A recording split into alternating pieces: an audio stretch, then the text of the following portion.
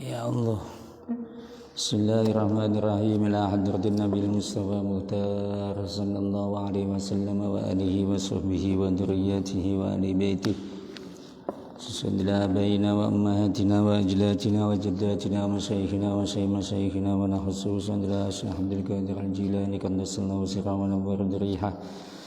Wa khususan ila Syekh Salim bin Abdullah bin Sumair Al-Hadrami, Syekh Muhammad Nawawi bin Umar Al-Jawi Al-Bantani Asy-Syafi'i. Syai'ulillahi lana wa lahumul Fatihah. A'udzu billahi minasyaitonir rajim. Bismillahirrahmanirrahim. Alhamdulillahi rabbil alamin, arrahmanir rahim, maliki yaumiddin. Iyyaka na'budu wa iyyaka nasta'in. Ihdinas siratal mustaqim. Siratal ladzina an'amta 'alaihim ghairil maghdubi 'alaihim waladdallin. Amin. Bismillahirrahmanirrahim. Qala al-muallif rahimahullahu ta'ala wa nafa'ana Allahu ta'ala bihi wa bi'ulumihi fid dharain. Amin. Faslun tawi iki ku ana suwijine fasal man utawi sapane wong iku intakodho nggih kang rusak kang batal apa wudune man haruma mongko haram alaihi ing atase man apa arba'atu asya'a papat pira-pira perkara. Barang siapa yang wudunya batal maka haram baginya 4 perkara. Yang termasuk juga orang yang belum wudu, enggak punya wudu, maksudnya ngaten. Berarti enggak terus kemudian wudu dulu kemudian batal, tapi orang yang enggak punya wudu pun diharamkan melakukan 4 perkara. Ngaten nggih? Paham ini nggih? Jadi yang diharamkan 4 perkara ini bukan hanya bagi orang yang wudu terus batal, tapi juga termasuk di dalamnya orang yang tidak punya wudu. Ngaten. Ya, as-salatu suwiji salat. Salat ini haram dilakukan bagi orang yang tidak punya wudu. Baik itu salat wajib maupun salat sunnah. Ya. Salat jenazah pun juga enggak boleh. Jadi macam-macam salat semuanya tidak boleh dilakukan bagi orang yang tidak mempunyai wudu. Sebab pada hadis yang menjelaskan la yaqbulullahu salata ahadikum idza ahdatsa hatta yatawaddoa. Allah tidak akan menerima salat seseorang apabila dia telah berhadas sehingga dia wudu. Artinya apa? Bahwa Allah tidak menerima salat salah seorang di antara kalian pada saat dia berhadas sampai dengan dia wudu. Ketika wudu atau ketika sudah wudu kemudian sholat, maka Allah akan menerima sholatnya. Kecuali apa? Bagi orang yang tidak mendapati alat untuk berwudu atau sarana untuk berwudu. Kaono banyu, gitu, tidak bisa tayamum, maka dia boleh melakukan sholat fardu saja. Tidak diperbolehkan melaksanakan sholat sunnah. Nah, sholat fardunya itu dilakukan kenapa? Lihurmatil waktu, hanya sebatas untuk menghormati waktu. Nah, kalau seandainya sudah mampu, maka dia wajib untuk qadha. Paham niki nggih? Gitu. Nah, kalau sholat di pesawat bagaimana? Bicaranya gampang. Ketika kita mau naik pesawat, asal bisa menentukan arah kiblat, bisa kita dengan cara apa? Memasukkan pasir atau debu di kantong yang kita punya. Sing dinggo tayamum yo mboten pasir sak truk to. Jadi misalnya diambil sedikit gitu terus tadi dikeluarkan, itu kan masih bisa untuk digunakan tayamum. Ngeten. Ya, jadi kalau faqidut tahuran, seseorang yang tidak mendapati alat untuk bersuci, baik itu untuk wudu maupun untuk tayamum, maka boleh sholat tanpa wudu, tanpa tayamum. Ya, catatannya hanya sholat fardu, niku setunggal. Nggih. Dan itu diniati lihurmatil waktu. Sehingga kalau seandainya sudah selesai, dia wajib qadha. jika sudah menemukan sarana untuk bersuci, baik itu air maupun debu untuk tayamum. Ya. Nah, termasuk pengertian sholat itu khutbah Jum'ah. Khutbah Jumat itu nggak boleh kok kemudian dilakukan oleh orang yang tidak punya wudhu. Ya. Jadi termasuk syarat sah khutbah Jumat niku kudu wudhu. Ini mboten wudhu berarti mboten sah. Wa sajdatu tilawati lan sujud tilawah. Ya, sujud tilawah niku nggih mengharuskan untuk bersuci. Nggih, sujud tilawah misalnya ketika sholat baik sendirian maupun jamaah, misalnya sendirian membaca surah, yang paling gampang ya surah Al-Alaq niku nggih. Selesai itu kan membaca wasjud waqtarib, maka saat itu kan disunahkan untuk sujud tilawah. Nah, kita dalam keadaan sholat ya tetap disunahkan untuk sujud tilawah, sehingga setelah baca itu kemudian sujud. Setelah itu kemudian berdiri lagi, setelah itu rukuk. Cuma nek misalnya surat yang dibaca itu Al-Alaq niku rada angel. Soalnya setelah wasjud waqtarib tidak ada terusan ayat lagi kan. Engkau ngadeg bareng ngadeg terus rukuk. Ngeten nggih. Nah, kalau dilakukan di luar sholat itu juga harus dalam keadaan wudhu. Boleh, jadi kita itu melakukan sujud tilawah ketika kita membaca misalnya surat yang mengandung ayat sajdah, kemudian kita sujud dengan cara takbiratul ihram terlebih dahulu, kemudian sujud tilawah, kemudian ditutup dengan tahiyat salam. Ya, sujud syukur juga demikian. Makanya ini ono wong bal-balan bareng ngegulke habis memasukkan bola, gol ngoten niku nggih. Nah, ini terus sujud. Itu kira-kira sujud apa? Ya wallahu alam itu. Karena sujud syukur pun itu disyaratkan bersuci. Nggih madhep kiblat. Paham gini iki nggih. Jadi orang yo terus sak-sake. Ya, sujud syukur. Lho sujud syukur piye? Enggak punya wudu kok sujud syukur. Ya ora kena. Dalam mazhab kita itu dihukumi haram. Nggih. Jadi harus punya wudu atau bersuci. Bon. Wa tawafulan tawaf. Tawaf ini tawaf ngubengi Ka'bah. Ya, tawaf itu ya ada kalanya fardu, ada kalanya sunnah. Itu semua juga mempersyaratkan harus suci dari hadas kecil. Sehingga kalau orang tidak punya wudu, maka tidak boleh atau diharamkan melakukan tawaf. Ya, baik tawaf wajib maupun tawaf sunnah. Ya, tawaf sunnah contohnya napa? Ka tawafil kudum. Ketika orang barusan datang menuju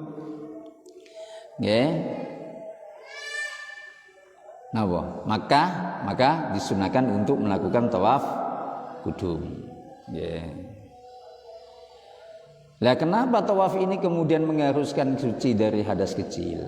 Karena at-tawafu bimanzilatis shalah. Salat niku tawaf itu kedudukannya sama halnya dengan salat. Hanya saja napa illa annallaha ahalla fihi an-nutqa. Hanya saja Allah Subhanahu wa taala membolehkan ngomong pada saat orang itu tawaf. Bedane salat kali tawaf. Jadi kedudukan tawaf itu sama halnya dengan sholat. Hanya saja Allah membolehkan pada saat tawaf untuk berbicara. Tapi nggih dume terus untuk ngomong sakarepe nggih ampun. Makanya di sini Rasulullah bersabda faman nataqa fala yantiku illa bi khairin. Kalau misalnya seseorang kok kemudian berbicara pada saat tawaf, maka hendaknya dia tidak berbicara kecuali dengan pembicaraan yang baik. Niki tawaf niki kadang-kadang karena kumpul banyak orang itu kita sering tidak sadar melakukan hal-hal yang mestinya tidak layak dilakukan oleh orang yang tawaf. Nggih, krana rebutan gitu, senggol-senggolan, penteleng-pentelengan. Padahal niatnya tawaf itu. Maka harus dijaga betul. Wa masul mushafilan demek mushaf. Demek mushaf itu juga tidak diperbolehkan bagi orang yang tidak mempunyai wudu. Artinya haram. Haram bagi orang yang wudunya batal atau yang tidak mempunyai wudu untuk mengusap mushaf. Lah mushaf itu apa? Kullu ma kutiba alaihi Qur'anun lidirasatin walau amudan au lauhan au jildan au kirtosan. Jadi setiap segala sesuatu yang ditulisi Quran untuk belajar itu masuk dalam pengertian mushaf. Baik ditulis itu di atas cagak misalnya, cagak kok terus wonten tulisane. Lha niki kelebu tenggene mushaf. Ditulis tenggene papan niku nggih kelebu tenggene mushaf. Misalnya terus kemudian kita menulis di media yang terbuat dari kulit, itu juga masuk dalam pengertian mushaf. Apalagi di kertas. Tapi apa? Wa hurja bidzalika an-namimah. At-tamimah ya, at-tamimah.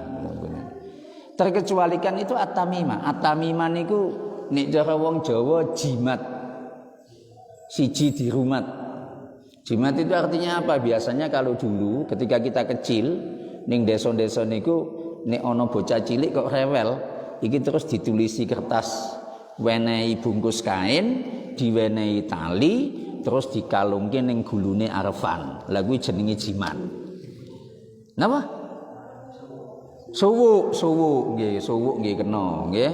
Jadi tidak apa-apa itu, tamimah, namanya tamimah. Jadi kan biasanya ditulisi ayat Al-Qur'an. Ya, ditulis ayat Al-Qur'an, kemudian dilipat, dikasih kain terus kemudian dikasih benang, kalungke ning anak cilik. Nggih mboten anak cilik tok, gedhe sik rewel ya perlu diwenehi jimat. Ana cah gedhe kok sik nakal, ngoten ya perlu diwenehi jimat niku kalunge. Suwuk. Nggih bahasane suwuk. Niki ditabarruk, maksudnya krana tujuan golek berkah Al-Qur'an, mboten jimat yang bermakna negatif. Nggih. Wong saniki ana perkara itu yang lebih dahsyat daripada jimat. Apa? ATM. Noh, ATM iki luwih dahsyat tinimbang jimat. Jenengan lunga ado kok gak nggawa ATM iki mumet. Nggih. Tapi nek nggawa ATM kan ayem to. Nah, berarti kaya jimat berarti.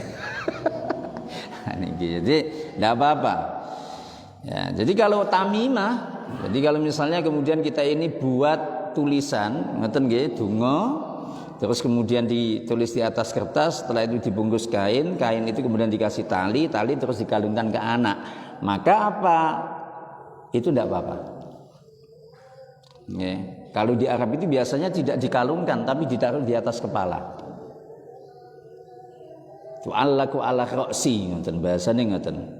Sehingga apa? Kalau yang demikian fala yahrumu massuha, menyentuhnya tidak haram, membawanya juga tidak haram. Selagi apa? Yang ditulis itu tidak dinamakan menurut adat sebagai Quran atau mushaf, tapi itu adalah donga sing dialap berkah. Nggih.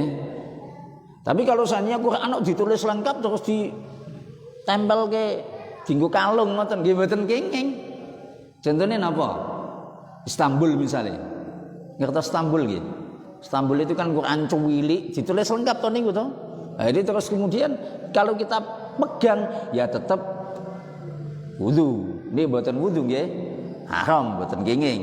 Ini mboten gadah wudu kok nyekel niku mboten kenging. Soalnya itu kan ditulis lengkap. Maka dinamakan sebagai mushaf, tidak lagi dinamakan sebagai tamimah. Ngaten ta.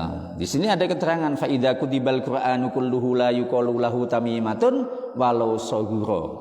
Jadi kalaupun kemudian kecil ya, jika tulisannya niku gitu. Nek pesertane ngantuk ngeten iki. Ya tulisane niku cilik-cilik, sak Quran lengkap, maka tidak dinamakan sebagai tamimah. Nggih, niku Quran jenenge. Nggih, mbon. Lah kaitannya dengan masul mushaf ini, ya, itu ya pokoknya apapun yang di situ ada mushaf, termasuk kotak, kotak yang dikhususkan untuk menyimpan mushaf. Di situ ada mushafnya, maka kita tidak boleh untuk menyentuh mushaf kotak mushaf tersebut ya, tanpa kita mempunyai wudu. Ya. Jadi gitu. Dan ini papan kok ana tulisannya, misalnya ada papan kaligrafi kemudian ada tulisan Al-Qur'annya. Ya. Maka menurut Imam Nawawi, salah satu imam madzhab Syafi'i itu tetap dihukumi sebagai mushaf, sehingga enggak boleh sembarangan kita pegang. Dan ya. Lah sekarang ngapa hukum ketidakbolehannya itu ya, ketika kita menyentuh mushaf dan seterusnya itu tidak masuk dalam kategori dosa besar. Haram nggih haram, tapi mboten kelebu tengene dosa gede. Maknane nggih dosa ngoten mawon. Nggih. Tapi kalau seandainya orang enggak punya wudu kok salat, maka ini kelebu tengene dosa gede. Ya. Orang enggak punya tayamum misalnya, karena enggak ada wudu dia tayamum kok kemudian sholat, maka termasuk dosa besar. Ya, orang kok enggak punya wudu sujud tilawah atau sujud syukur, dosa gede niku. Nggih. Jadi sing biasa bal-balan utawa pingpongan ngoten nggih, nek menang terus sujud syukur niku nggih kaya sujud syukure wong salat. Nggih tetep harus wudu. Tetap harus takbiratul ihram, setelah itu sujud kemudian salam. Mboten kok ming glundung ngoten niku mboten, nek mboten sujud jenenge mboten sujud syukur niku. Jadi carane niku nggih tetep pakai takbiratul ihram. Nggih, hanya takbiratul ihram kemudian sujud kayak tahiyat gitu, salam. Nggih madhep kiblat. Nggih, jadi sujud syukur niku nggih madhep kiblat. Mboten kok sujud syukur madhep pundi? Madhep saliyane kiblat nggih mboten kenging. Mboten kenging. Pun nggih. Jadi 4 hal yang diharamkan bagi orang yang tidak mempunyai wudu. Yang pertama adalah salat. Salat itu mau salat sunnah, mau salat wajib niku padha wae gak oleh. Terus yang kedua tawaf, baik itu tawaf wajib maupun tawaf sunnah. Kemudian yang ketiga adalah masul mushaf, menyentuh mushaf ya. Wa hamluhu lan gawa mushaf. Ya menyentuh tidak boleh, apalagi membawa. Tapi ada hal yang terkecualikan. Misalnya kita itu membawa mushaf bareng karo pakaian misalnya ngoten. Nggih. Ning tas jenengan tindak haji kan terus Qur'ane mboten mungkin digawa dhewe. Ya, ngreksone angel. Akhirnya apa? Qur'annya dimasukkan ke dalam tas itu. Maka kalau kita niatnya membawa benda yang lain di situ meskipun ada Al-Qur'annya tidak apa-apa. Paham nggih? Tapi nek meligi Qur'an sing dicekel niki sing gak oleh. Kalau misalnya kita tidak mempunyai wudu, nggih. Loh kok bisa seperti ini? Ya Al-Qur'annya mengikuti hukum benda yang lain itu. Ngeten. Ya. Bon. Jadi hamlul mushaf itu juga tidak boleh. Ya. Lah sekarang ada keterangan tambahan nggih kaitane kali mushaf niki. Imam Nawawi dalam kitab At-Tibyan fi Adabi Hamalatil Quran itu di sana mengatakan ajma'al muslimuna ala wujubi siyanatil mushafi wa ihtiramihi. Jadi sudah menjadi ijma' atau konsensus para ulama bahwa kita ini wajib untuk menjaga mushaf serta menghormati mushaf itu. Okay. Sehingga apa? Kalau seandainya terjadi, dan ini catatan ya, menurut Imam Nawawi dalam kitabnya At-Tibyan, kalau seandainya terjadi orang muslim kok membuang mushaf dengan sengaja di tempat yang kotor, wis gampangane ngoten, buange tenggene sampah, sengaja niki. Maka apa? Sara al-mulki kafiron. Wong sing sengaja buang mushaf tenggene nggon sing kotor niku dadi hukumi kafir. Mulane demikian kan caranya siyanah atau caranya kita menjaga supaya kita itu tidak merendahkan mushaf Nek misale nemu ning dalan niku nggih dicukup. Kadang kita itu kan kurang teliti ngoten-ngoten niku, kurang telaten. Ana tulisan nembe mawon wingi kula tumbas sego goreng. Wah, tak bungkus.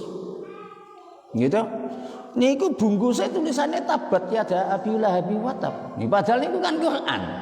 Lah sing ngeten iki nggih kudu dhewe ngreksa. Piye carane ngreksa ya diobong. Kalau misalnya kita tidak bisa untuk menjaga, mengamankan, diobong pun aman. Di kadang yang seperti ini nih. Makanya kalau kita punya tulisan-tulisan ya duwe catatan-catatan sing wonten ayat Al-Qur'an ngoten niku utawa ana lafaz jalalah ya ana Allah nih ngoten niku nek iso direksa. Nek mboten saged ngreksa mending diobong. Ya. Ini cerita pengalaman pribadi. Kula niku kan nggih mulang bocah-bocah. Biasanya ada makalah. Makalah itu terus kemudian dibikin nggih wonten tulisannya Arab ngoten niku. Niku nggih angel mboten karuan ning Joko. Makanya sekarang saya enggak mau nerima model makalah. Kirim lewat file saja. Nah, sehingga enggak usah bakar. Nggih, soalnya ning ngobong niku kan waduh, nggih mesake sing gawe makalah ngoten. Kamu kok teng ngriku wonten ayat Al-Qur'an. Nah, ini kalau misalnya tidak bisa menjaga ini kan kelebu kedusan dewe niki. Makanya kalau di dalam kitab Ad-Dibyan fi Adabi Hamalatil Quran di sini dikatakan bahwa siyanatul mushafi wahtiramuhu itu hukumnya wajib dan ini menurut konsensus ulama atau ijma para ulama. Ulama padha sepakat nek menawa njaga mushaf niku hukumnya wajib. Mulyaake mushaf niku hukumnya wajib. Sehingga itu tadi kalau seandainya ada muslim kok dengan sengaja tahu hukum dan dia sengaja membuang mushaf di tempat yang kotor, maka soro al mulki kafiron. Wong sing buang niku wau iso dihukumi kafir, naudzubillah. Sehingga apa? Karena kita ini wajib menghormati mushaf, maka apa? Haram kalau seandainya kita itu tawassut. Tawassut niku gawe bantal. Jadi ana mushaf kok dienggo bantalan, niki haram hukumnya. Mula nek yasinan barang ngoten ibu-ibu sing hati-hati. Bapak-bapak nggih sing hati-hati. Ampun badane yasinan kebiasaane terus yasine cara ngoten di napa? Diuncalke ngoten niku. Nek ora diuncalke deleng ngisor. Lah iki termasuk mboten ihtiramul mushaf. Ini tidak memuliakan mushaf. Jadi nek iso niki nggih didelen dhuwure meja. Nggih. Wong nek nyekel map SK napa? SK kenaikan pangkat mawon ngoweten kok. Nggih, ngene sing ngene diambung-ambung ngono saking senenge niki mushaf kok ming dilecehke. Mboten kenging niki mboten kenging. Nggih, ampun jangan sampai seperti itu. Jadi tawassut. Bahkan apa? Bal tawassudu ahadi kutubil ilmi haramun. Demikian halnya orang kok menjadikan kitab-kitab ya, buku-buku agama sing teng mriku wonten ayat Al-Qur'ane dingge bantalan niku nggih haram hukumnya. Nggih. Terus kemudian ini yang keterangan yang menarik. Wa yustahabbu ayakuma lil mushafi idza qudima bihi alaih. Misale ana mushaf ditekake ngoten. Dhewe iki ya disunnahake ngadeg. Kaya dene ngadege dhewe nalikane napa? Ana kiai rawuh, ana ulama rawuh, ana wong sing mulya rawuh. Niku disunahke ngadeg. Sak perlu nyambut. Paham ngene iki nggih? Dan ini juga diajarkan dulu oleh Rasulullah sallallahu alaihi wasallam. Jadi ini aneh ana wong mulya ngoten niku dhewe nyambut, aja terus meneng tok. Ya, makanya di sini dikatakan li annal qiyamah mustahabbun lil fudala'i minal ulama'i wal akhyar.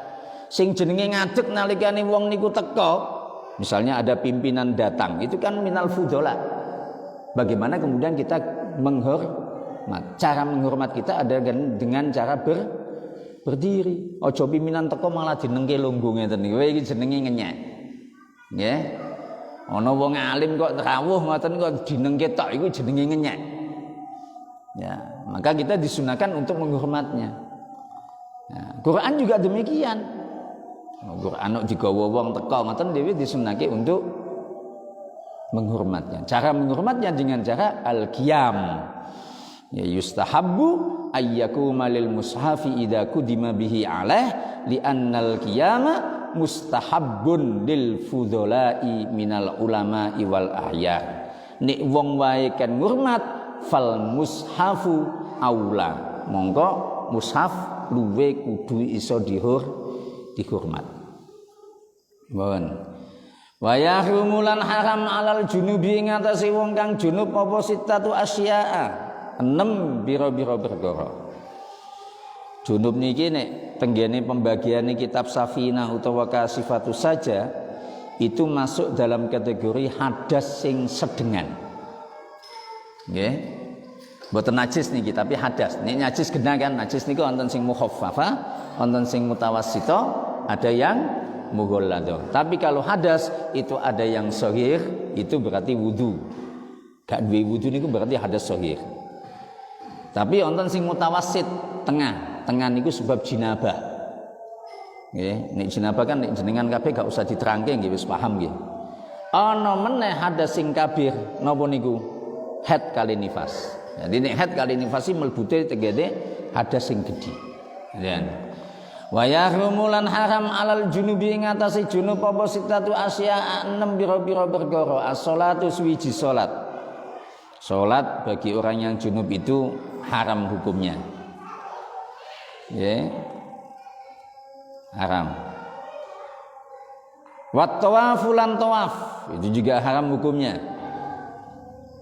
Seperti diterangkan oleh Rasulullah dalam hadisnya, la yaqbalullahu sholatan bighairi tahurin wala shadaqatan min gululin. Allah taala niku tidak akan menerima sholat seseorang tanpa bersuci dan juga tidak menerima sedekah seseorang yang berasal dari barang yang haram. Barang sing haram menang judi terus dikake ning gone musala. Iki Allah taala mboten nampi ngoten niku. Lah sing nrimo entuk ora ya nrimo mboten napa-napa. Misalnya kok ana wong gitu nyumbang ning musala duit 1 juta. Nggih, enggak ngerti kok. Itu terima wae. Tapi Allah taala mboten bakal nampi sedekah sing asale saking barang sing niki terus pripun? Gandine tayammum. Ning tayammum mboten terus gulung-gulung ning gone kaya ayam madus ngoten mboten. Nggih tayammum nggih tetep sing dibasuh cukup wajah kali 2 tangan. Nggih. Jadi orang yang junub itu tidak boleh sholat. Dan kalau seandainya tidak menemukan alat untuk berwudu maupun tayamum, sama dengan tadi wudu. Apa? Sholatnya lihurmatil wakti. Sehingga nanti kalau sudah sholat, jadi sholat gak atik wudu, gak atik tayamum. Tapi mungkin ada keharusan untuk mengqadha. Setelah sudah selesai harus dibaleni sholatnya. Ya. Nah ini memang khusus gitu. Yang junub niku kan nggih mboten enten maca mboten angsal maca Quran. Ya. Jadi kebolehan ketika orang itu faqidut tahuran, tidak mempunyai wudu dan tidak mempunyai tayamum, itu boleh membaca Fatihahnya itu hanya ketika sholat. Sebab sholat itu kan tidak sah tanpa maca Fatihah.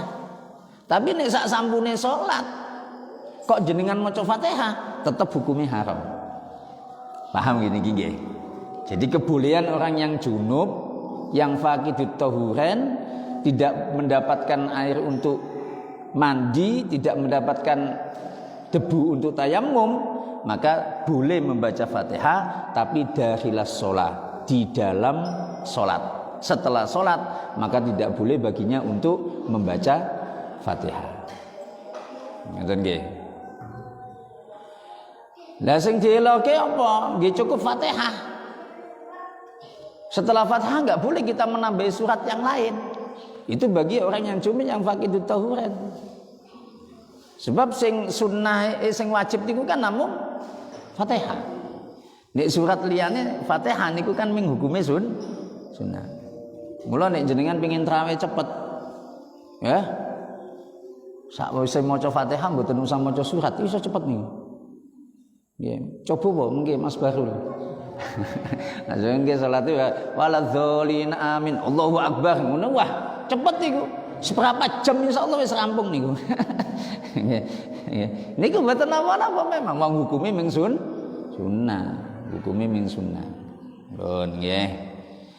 Pun niki nggih wa yahrumu 'alal junubi sittatu asya'a as-salatu wat tawafu wa massul mushafi wa hamduhu wallahu a'lam bissawab. Monggo nek menawi wonten sing ajeng dipun tangletaken babagan perkara-perkara sing diharamkan ya, bagi orang yang tidak mempunyai wudu.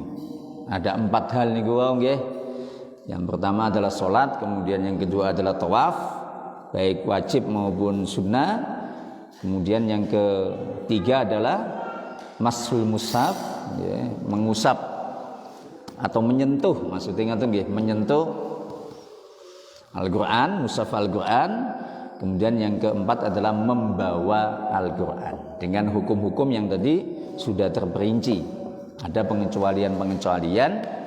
Salah satunya adalah ketika kita membawa Al-Qur'an itu bareng dengan mata, bareng dengan benda yang lain, misalnya barang dagangan, misalnya ngoten nggih, dodolan celana apa dodolan kelambi, biasa dhek nggawa Al-Qur'an terus dideleh teng ngriku, terus digawa bareng kare kelambine niku mboten napa-napa. Tidak harus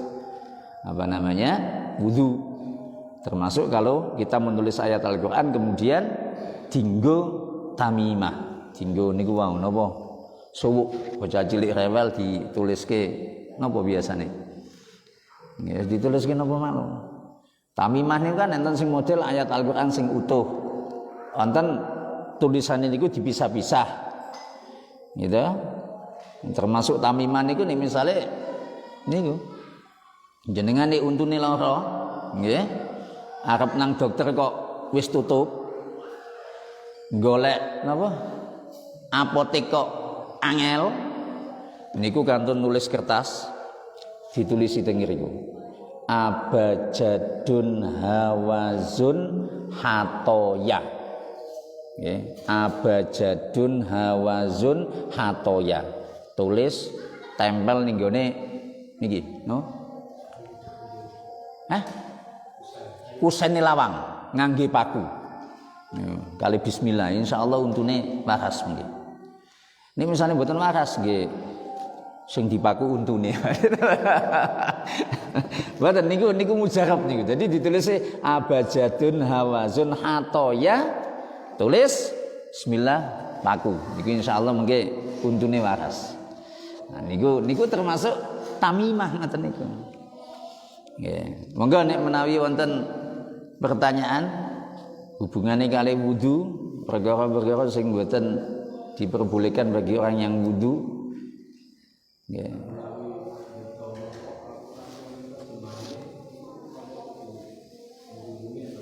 Ngeten.